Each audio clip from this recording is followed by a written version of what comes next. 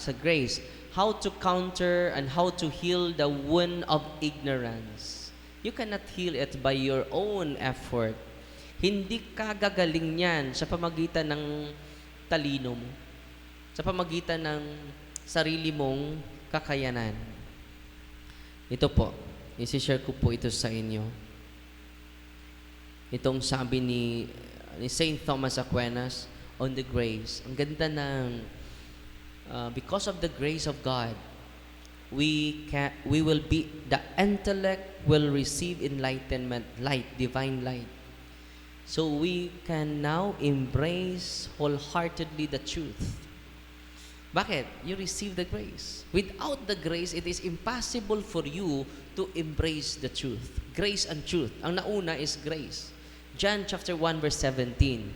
Moses bring us law, but Jesus brings us grace and truth. Nauna yung grasya. Kaya nga, may mga pari, Edison, nasaan yung mga pari natin? Yung mga pari, sisikapin namin mga 3 pari para makakumpisal kayo lahat, ha? Ngayong araw na ito. Sisikapin namin na para makafocus ako sa exorcism. No? Dahil kung hindi ako makafocus sa exorcism, hindi natin ma-process yung mga biktima, yung quality of processing. Quality ang ibibigay natin sa kanila, hindi yung superficial. So, matanggap natin sa grasya ng Diyos. Ang grasya ng Diyos matatanggap natin through the sacrament alone.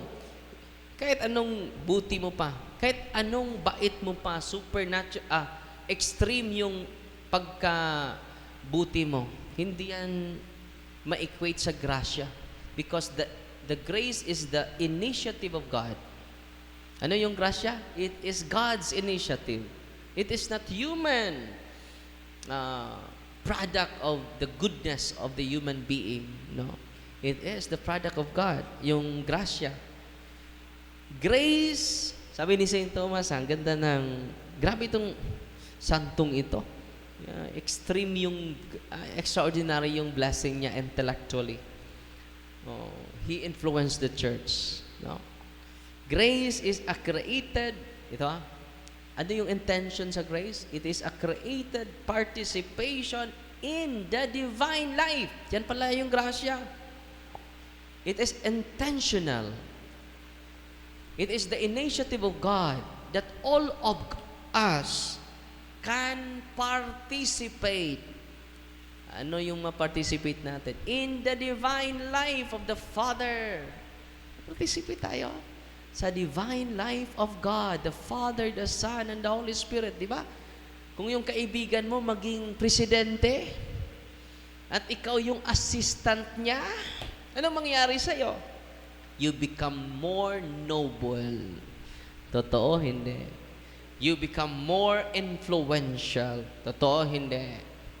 Your dignity will increase. Totoo, hindi. Your worth, yung self-worth mo, tataas. Yung confidence mo, tataas. No? Minsan, yung assistant ng mga presidente, mas stricto pa sa presidente. Totoo, hindi.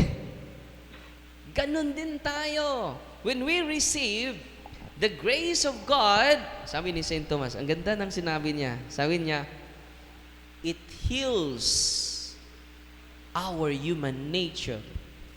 It heals our wound, the wound of ignorance. Bisan pa kahit anong galing ng doktor, he can heal your physical dimension. But he cannot heal your nature. Only the grace of God. Diba mo? Kasi makahatag na, tanang pari sa tibuok kalibutan. Pakpakan na to ang mga pari. Para ma-inspire sila lingkod. Are, sabi ninyo, ma-amaze mo nga nung daghang nga ayo, daghang nga bago, not because of Father Darwin, but because of the grace in the sacraments. Kung sa di ay, mabita na, kung i-evaluate niyo yung sarili ninyo, bakit patuloy ako nagsimba, pero hindi pa rin gumaling yung nature ko. Yung ugali ko, masama pa rin. Nandito naman ako sa ministry, pero yung ugali ko, masama pa rin. We need to have a regular reception of the sacrament of reconciliation because it will heal us more than we can imagine. Amen? Kaya may pare dito eh. So enjoy natin yung grasya. Not only it heals us. Ang ganda ng sinasabi, ito yung pangalawa.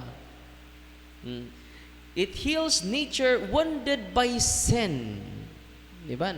Nasugatan tayo dahil sa kasalanan. And, ito, ang ganda, elevates it beyond its natural capacity. Hindi na ako ngayon, hindi na ako katulad dati. So, katulad ng isang tao na naging assistant ng presidente, tumaas, elevated his reputation, elevated his worth, elevated his dignity, elevated his influence. How much more when we are regularly receiving the grace of God? We participate His divine life. We participate His divine mission. You are not ordinary, by the way. Uy, grabe no? Kanang imong katampan, bisag wa na nangipon, di na ordinaryo. You participate the divine life of God. Kanang imong tapad si kato, di na ordinaryo, no? Wow.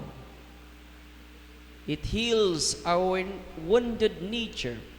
It elevates our dignity because of the grace of God. Grabe, no? May analogy siya dito. Ang ganda ng analogy ni St. Thomas, no? Sabi niya, the necessity of grace. The necessity. Kinahanglan na to ang grasya. Ayaw mo pagsalig sa inyong kaugalingong kabuutan. Ayaw, Jud. We need to rely on the goodness of God and His grace. Without grace, man cannot be justified. Hindi ka maging mabuti sa harap ng Diyos without the grace of God. Without the grace of God, man cannot merit eternal life.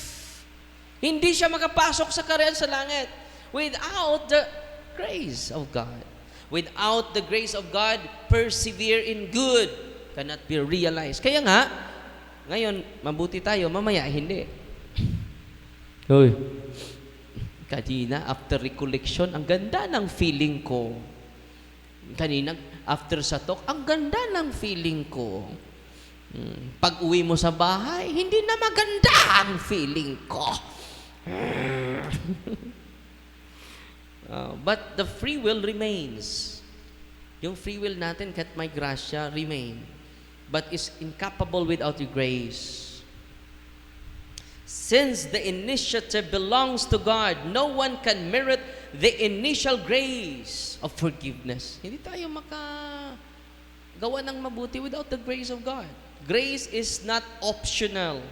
It is absolutely necessary for our salvation. Kaya nga, libre lang yung confession. Wala namang bayad. Yung Eucharist, libre lang. The source of grace. Sa mga may sakit ngayon, araw-araw kayo magsamba. Kahit walang misa, magsamba pa rin. Samba pa rin, no?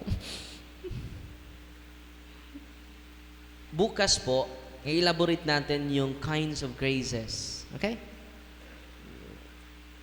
Ito yung analogy ni St. Thomas. Ang ganda ng analogy niya. Grace as water. Ang grasya ay katulad ng tubig. Example, actual grace. I-discuss natin yung actual grace and sanctifying grace. The difference between actual grace, bukas, and the actual grace. And the kinds of graces, different kinds of graces. Ang actual grace, katulad yan, rain falling on dry soil. Kanina, may ulan, di ba? Yun po yung katulad din, yung analogy sa actual grace. No? Nabasa tayo, pero kaunti lang. Taligsik ra. No? Pero the sanctifying grace is greater than actual grace. A spring dwelling within the soul. Para siyang ilog. No, spring na walang di mahubsan. Wow. Yun po yung sanctifying grace. Without water, the soil may exist. Yung lupa may exist without water, but it cannot bear fruit. Hindi yan bubunga without the water. Yung mga puno na nasa gilid ng ilog, laging namumunga, productive, no?